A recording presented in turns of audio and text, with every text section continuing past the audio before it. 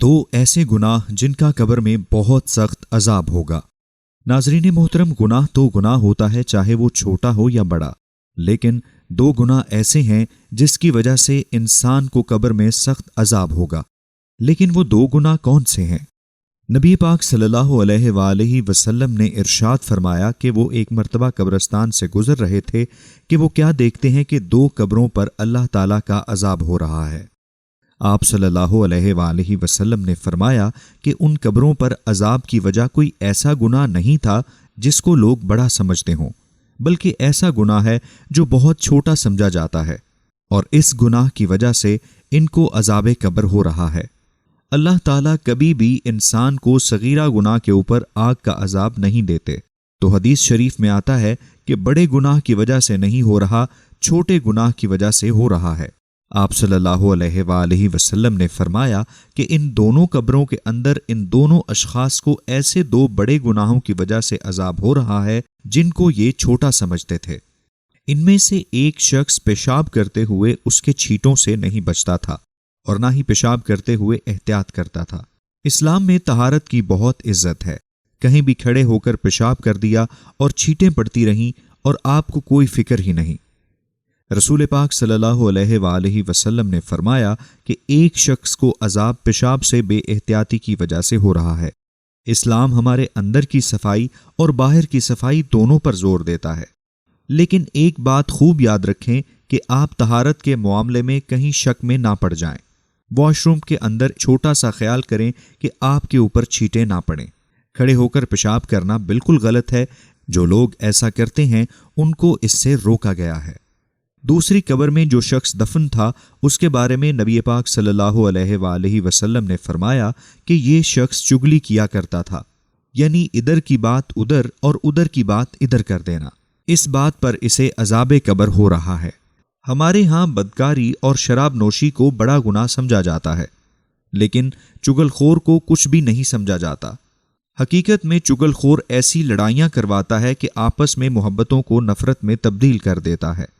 یہ عمل ورکرز کو باس سے لڑوا دیتا ہے، کلاس فیلوز کا آپس میں جھگڑا کروا دیتا ہے، بھائی کو بھائی سے دور کر دیتا ہے، شوہر کو بیوی سے اور بیوی کو شوہر سے بدگمان کر دیتا ہے، ساس کو بہو سے اور داماد سے ساس کو آپس میں لڑوا دیتا ہے۔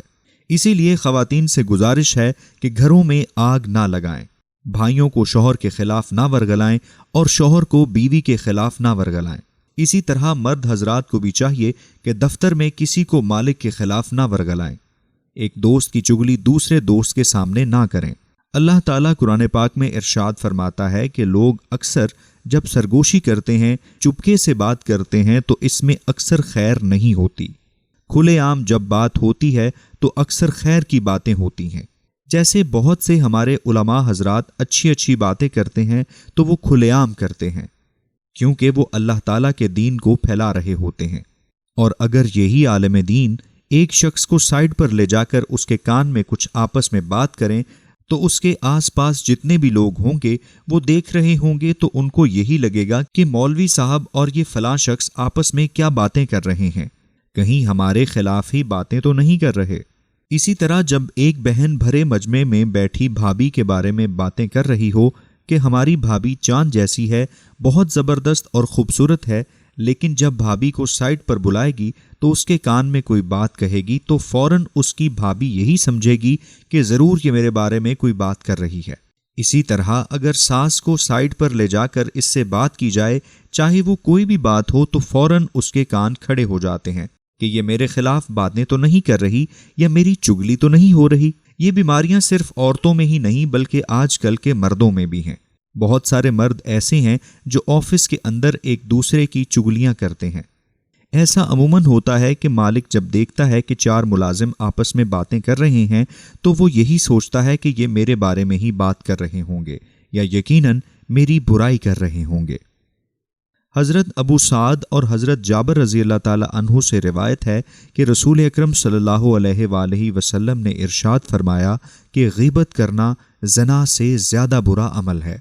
صحابہ کرام نے عرض کی، یا رسول اللہ، غیبت کرنا زنا سے برا کیسے ہے؟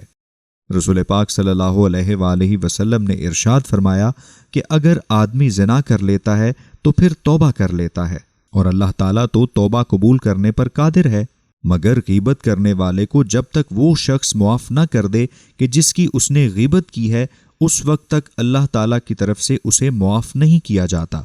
ایسی بہت سی احادیث موجود ہیں جو غیبت سے متعلق ہیں، تو ہمیں بچنا چاہیے چغل خوری سے اور کھڑے ہو کر پیشاب کرنے سے۔